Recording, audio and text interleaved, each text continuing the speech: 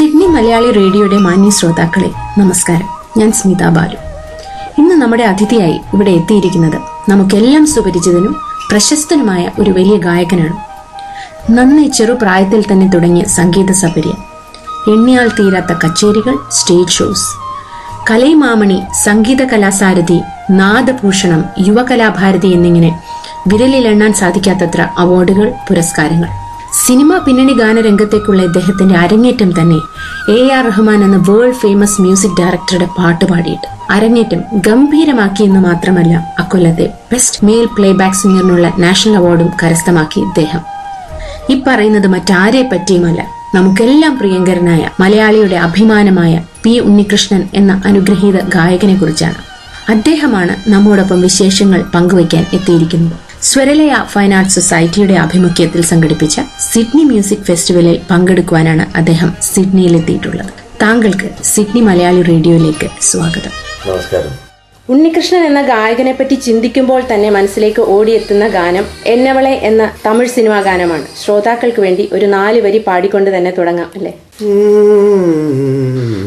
എന്നവളേ അടി എന്നവളേ എന്തൻ இதயத்தை தொலைத்து விட்டேன், எந்த இடம் அது தொலைந்த இடம், அந்த இடத்தையும் மறந்து விட்டேன், உந்தன் கால் கொலுசில் அது தொலைந்ததென்று உந்தன் காலடி தேடி வந்தேன், காதல் என்றால் பெரும் அவஸ்தை என்று உன்னை கண்டதும் கண்டு கொண்டேன், எந்தன் கழுத்து வரை இன்று காதல் வந்து இரு கண் விழி பிதுங்கி நின்றேன், എന്നവളേ അടി എന്നവളേ എന്തൻ இதயத்தை தொலைத்து വിട്ടേൻ.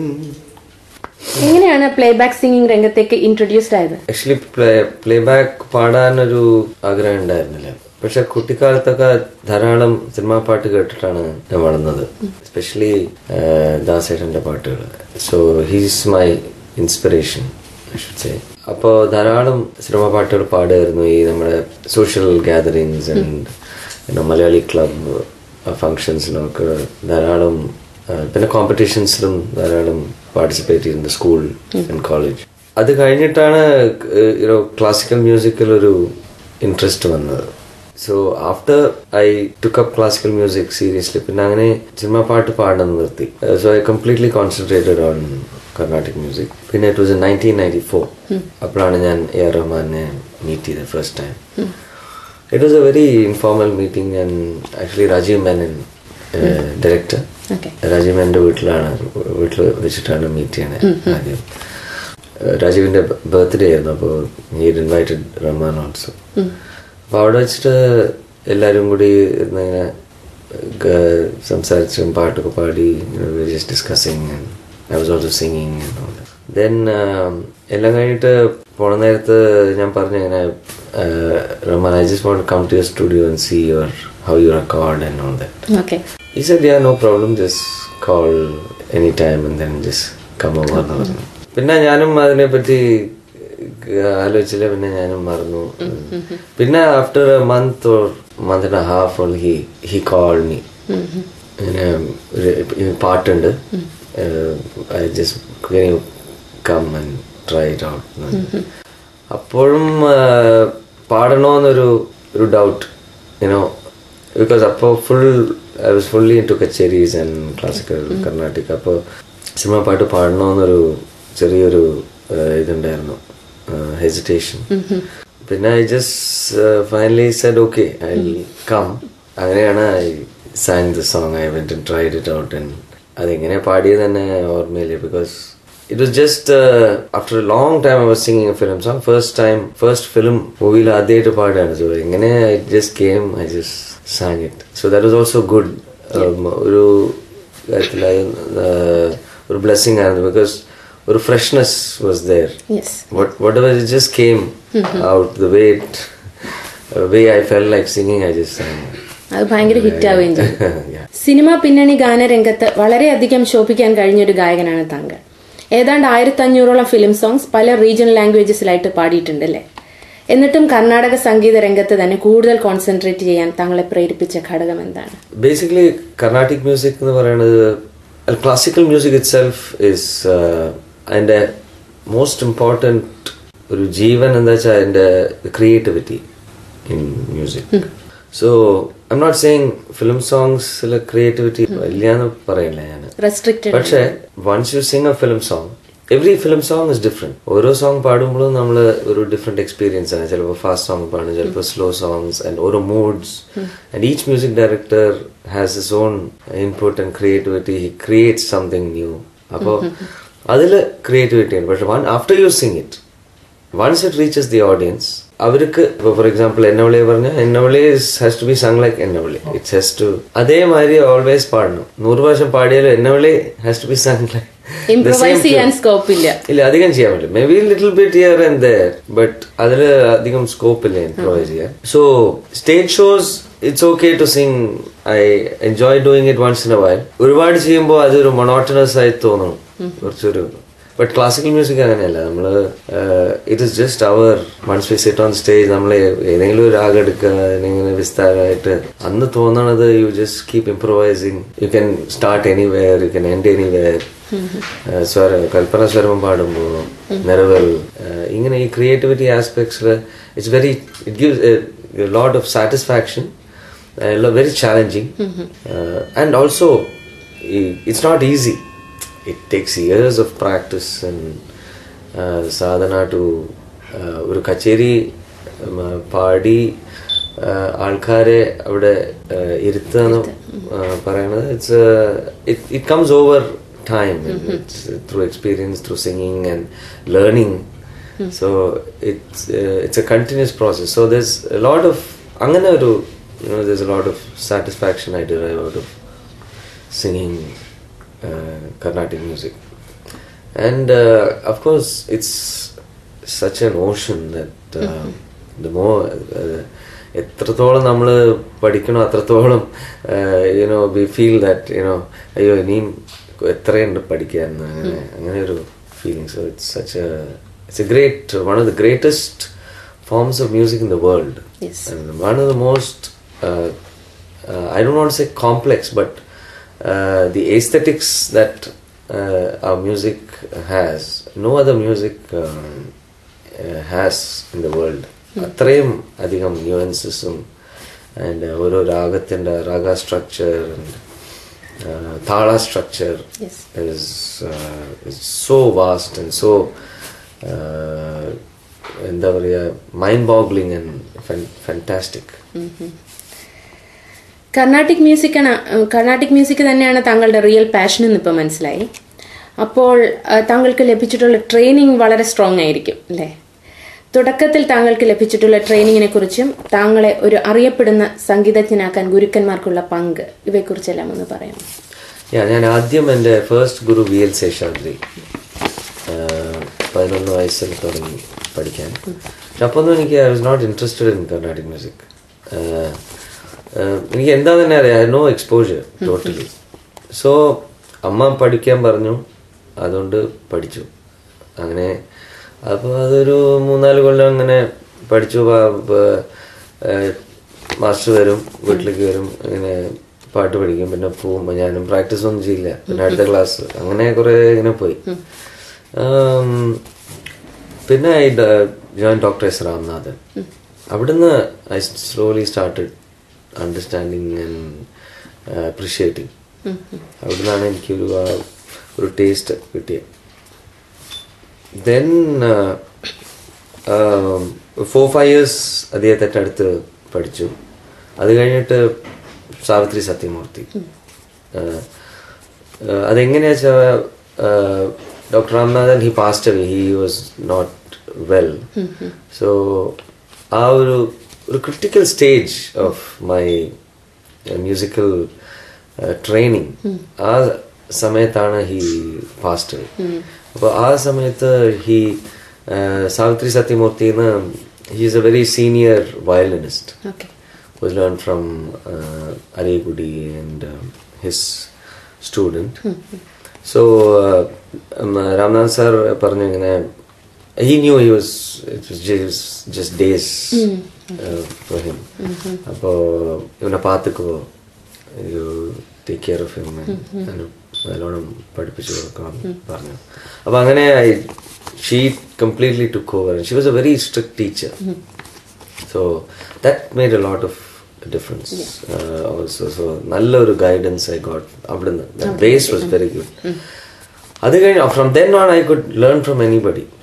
Then because then the understanding our manasilakanalla our capacity I already got. So then I learned from Calcutta K.S. Krishnamurthy, then T. Brunda, T. Vishwa, then P.S. Narayan Swami, Shimugudi style.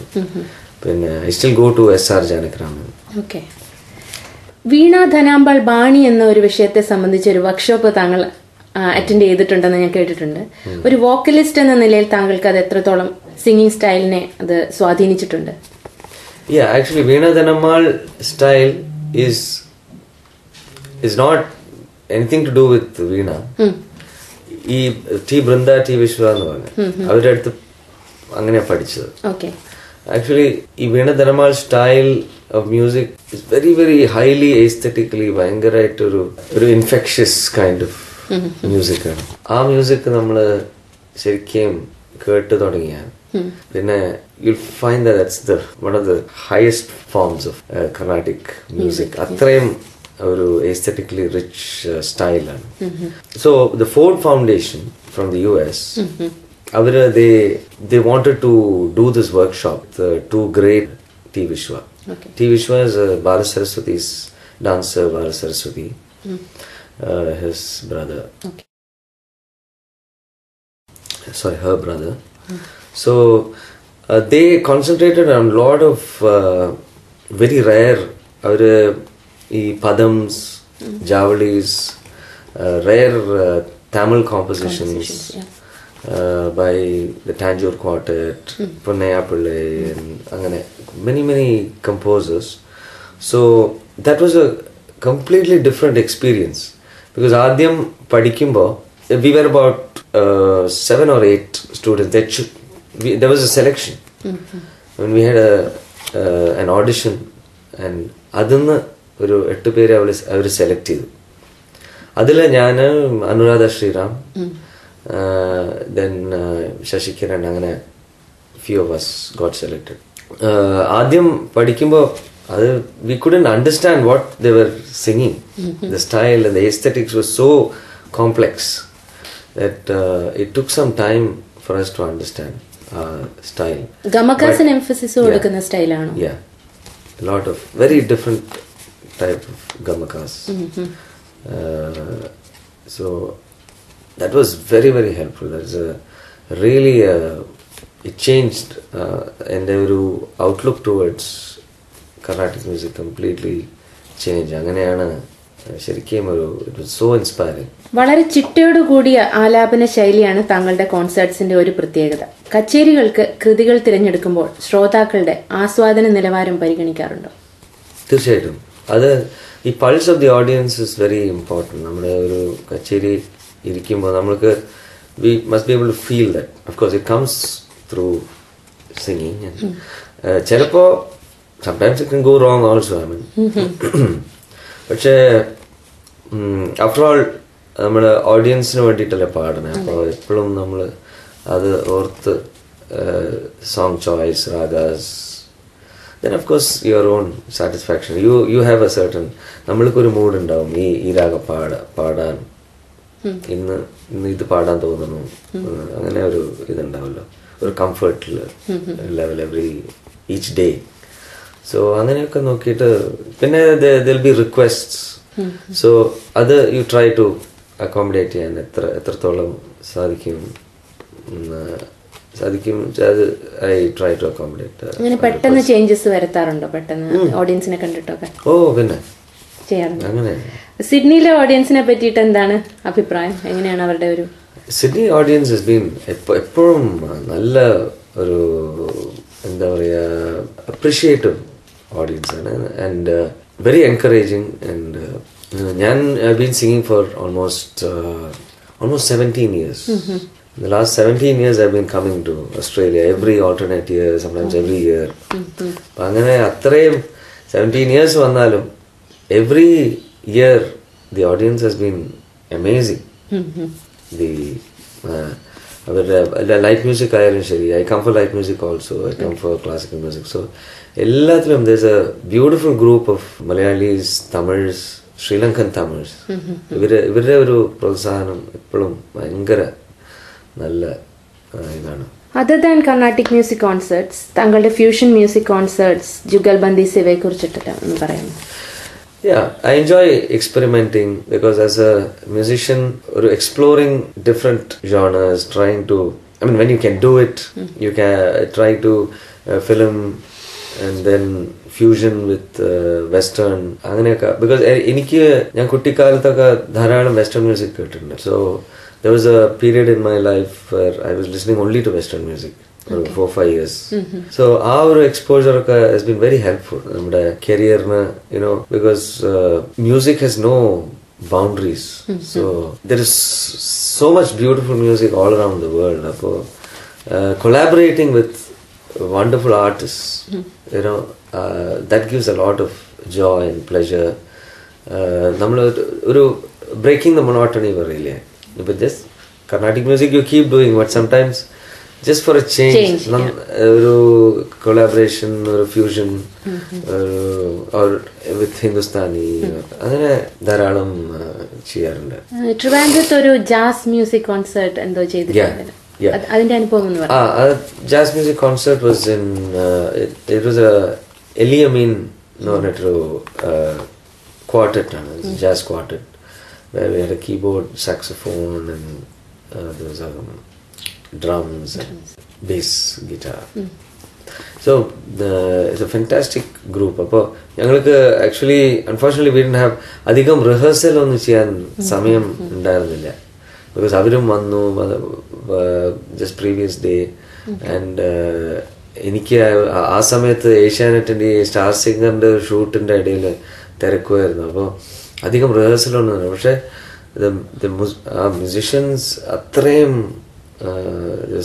So good that അവര് ഇപ്പൊ ഞങ്ങള് എങ്ങനെ ചെയ്തെന്ന് വെച്ചാൽ we took A raga and ഞങ്ങളുടെ Carnatic section ചെയ്തു ഒരു half an hour, and അവര് they did their western for half an hour, then we joined together and അങ്ങനെ ആകുമ്പോഴത്തേക്കും V chose A raga.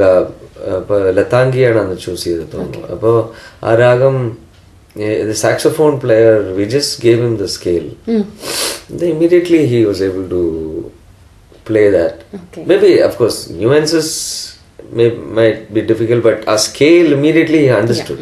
Because Latangi is a new scale. They're not used to Latangi, so but so beautifully he played and combined beautifully. Carnatic music അല്ലെങ്കിൽ ഏതുതരം classical music ആണെങ്കിലും അതൊരു ചെറിയ ശതമാനം ആളുകൾ മാത്രം ആസ്വദിക്കുന്ന ഒരു സംഗീത ശാഖയാണെന്ന് പരക്കെ ഒരു അഭിപ്രായമുണ്ട്. ഇതിനോട് താങ്കൾ യോജിക്കുന്നുണ്ടോ? Yeah, correct. It is. Because അതിന്റെ ന്യൂവൻസസ് ആണ് അതിന്റെ ഏറ്റവും അധികം പ്രധാനപ്പെട്ട ഒരു കാര്യം. അപ്പോൾ അത് അണ്ടർസ്റ്റാൻഡ് ചെയ്താൽ, അത് മനസ്സിലാക്കാൻ സാധിച്ചാലേ കോൺസെർട്ട് എൻജോയ് ചെയ്യാൻ പറ്റുള്ളൂ. അതർവൈസ് ഇയാൾ എന്താ ചെയ്യണേ എന്ന് ഒരു ഇതിൽ പോയിരുന്നാൽ നമ്മൾക്ക് difficult to enjoy. So that's why it has got its own audiences. It has got its smaller group of audience. It's not like a film song. A film song is very simple. Just anybody can enjoy and it's easy to digest. But this one, ഇത് കുറച്ചും കൂടി അതിൻ്റെ ഒരു taste develop ചെയ്യണം. Develop the taste. ഓരോ രാഗത്തിൻ്റെ nuances, അതിൻ്റെ colour. Many people they enjoy identifying. നമ്മളൊരു രാഗം പാടുമ്പോൾ they enjoy identifying ഇത് എന്ത് രാഗമാണ്. they want to find out what it is. So അങ്ങനത്തെയൊക്കെ there are a lot of people who develop a taste for it. So it's got its own audiences. പൊതുവെ ആളുകളുടെ, പ്രത്യേകിച്ച് യങ്സ്റ്റേഴ്സിന്റെ കർണാട്ടിക് മ്യൂസിക്കിനോടുള്ള സമീപനത്തിൽ എന്തെങ്കിലും വെൽക്കമിങ് ചേഞ്ചസ് വന്നിട്ടുള്ളതായിട്ട് തോന്നുന്നുണ്ടോ? അവര് കൂടുതലായിട്ട് കർണാട്ടിക് മ്യൂസിക് എൻജോയ് ചെയ്യാൻ തുടങ്ങിയായിട്ട് തോന്നുന്നുണ്ടോ ഇപ്പോൾ അടുത്തിടെ? ഉണ്ട്. ഇപ്പോൾ ധാരാളം യങ്സ്റ്റേഴ്സ് നമ്മുടെ കർണാട്ടിക് മ്യൂസിക് ഫീൽഡിലേക്ക് വന്നു കഴിഞ്ഞു. It is there, I can say it is there, it is not there also. There are kore pere, they are also looking for the film side and more of shows and light music performances. Anganeyum pondu. So there is a idilum kore youngsters are coming into Carnatic music, but mumbade kaatlam there's a lot of encouragement. Like unlike North India, South dharalam concerts are there. Okay. Everywhere there is concerts all the time. Ipo Chennai oka edukane, there are throughout the year something is happening, and even Bangalore, Bombay, in Andhra, Hyderabad. So ingantha sthalangalukku there are a lot of concerts happening, and musicians are busy, and lot of youngsters are singing very well. Nallonam dedicated ആയിട്ട് ഒരു profession ആയിട്ട് they just take it up. Many people from the US, ധാരാളം musicians US നിന്ന് വന്ന് ഇവിടെ സെറ്റിൽ ആയിട്ട് they are taken up Carnatic music as a profession. Okay, good.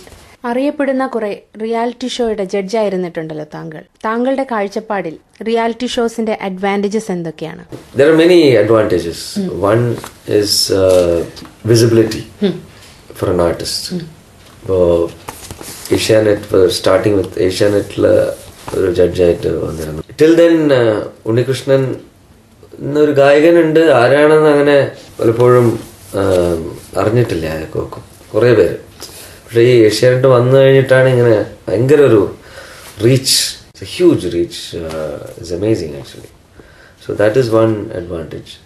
The other thing is U are also learning when you, ഇപ്പം നമ്മൾ എന്തെങ്കിലും ഒരു പാട്ടിനെ കുറിച്ച് കമൻറ്റ് പറയുമ്പോൾ നമ്മൾ ആലോചിച്ചിട്ടാണ് നമ്മൾ പറയുന്നത്. അപ്പോൾ you are also learning, internalising and learning a lot of things when you are talking about a song. അവരുടെ പെർഫോമൻസ്, അവർക്ക് ഇംപ്രൂവ് ചെയ്യാനുള്ള ചില ടെക്നീക്സ്, അതൊക്കെ നമ്മൾ പറഞ്ഞു കൊടുക്കുമ്പോൾ you are also subconsciously learning.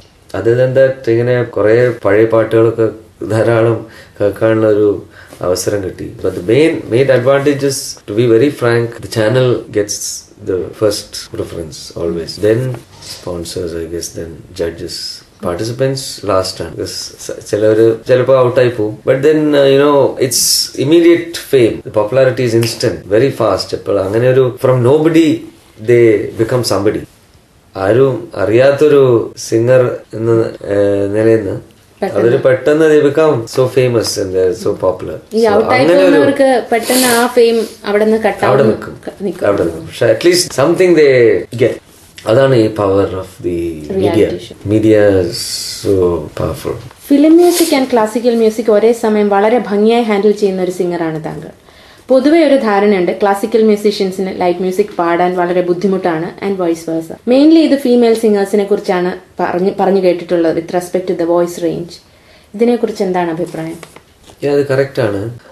Light music, cinema പാട്ട് പാടുന്നത് ഇറ്റ്സ് വെരി നോട്ട് ഈസി. അതിനൊരു ഫ്ലെയർ, അതിന്റെ മോഡുലേഷൻസ്, ടച്ചസ് ഒക്കെ വേറെ. സോ അൺലെസ് അത് നമ്മൾ മനസ്സിലാക്കാണ്ട് പാടാൻ ബുദ്ധിമുട്ടാണ്, very difficult. But it's vice versa also. Light music പാടുന്ന ആൾ പെട്ടെന്ന് classical music definitely cannot. At least the other way is at least possible. But this side, unless you learn music, you cannot sing any form of classical music. Yeah. Even Hindustani. So that is definitely a proven this thing. But അത് understand ചെയ്ത് ചെയ്യാൻ, combine ചെയ്യാൻ പറ്റിയ it's fantastic, because once you ആ ഒരു classical ബേസോടുകൂടി plus few light sense, and it's only exposure. നമ്മൾ എത്രത്തോളം how much you are expose to music, different forms of music. ഇപ്പൊ എന്റെ ഒരു അഡ്വാൻറ്റേജ് എന്താ വെച്ചാൽ, കുട്ടിക്കാലം മുതൽ ലൈറ്റ് മ്യൂസിക് ആയിരുന്നു കേട്ടിട്ടുണ്ടായിരുന്നു. I was only listening to film songs. Okay. Then I was listening to a lot of Western music. പിന്നെയാണ് കർണാട്ടിക്കിലേക്ക് ഫുള്ളായിട്ട് I just got into. So that exposure of different genres of music really helped me. അതുകൊണ്ടാണ് I was able to sing film songs. എല്ലാ വലിയ കലാകാരന്മാരുടെയും വളർച്ചയ്ക്ക് കുടുംബം നൽകുന്ന പിന്തുണ ഒരു വലിയ പങ്ക് വഹിക്കുന്നുണ്ട്. ഉണ്ണികൃഷ്ണന്റെ കുടുംബത്തെ ഒന്ന് പരിചയപ്പെടുത്താം. എന്റെ അമ്മ, okay, I'll talk from my great grandfather. My great grandfather actually was a Telugu. He was from Ongole in Andhra Pradesh, and Muttashan was an Ayurvedic physician. He came to Madras and he started an Ayurvedic business, and that our business in him, we still continue. My mother, father there നടത്തിക്കൊണ്ടിരിക്കുകയാണ്. അമ്മ ഡോക്ടറാണ്, ayurvedic physician ആണ്, അച്ഛനും ഡോക്ടറാണ്. So ആ ഒരു സ്ഥാപനം it's more than 100 years old. അമ്മ പാലക്കാട് നിന്നാണ്, അച്ഛൻ തൃശ്ശൂരാണ്. വൈഫ് കോഴിക്കോട്, പ്രിയ കോഴിക്കോട് നിന്നാണ്. And I have 2 children. My son is doing his 11th grade, and മോൾക്ക് ഇപ്പോൾ 9 വയസ്സായി. She's doing 4th grade. മക്കള് പാടുമോ? മോള് പാടും. My son plays the piano. Okay, good.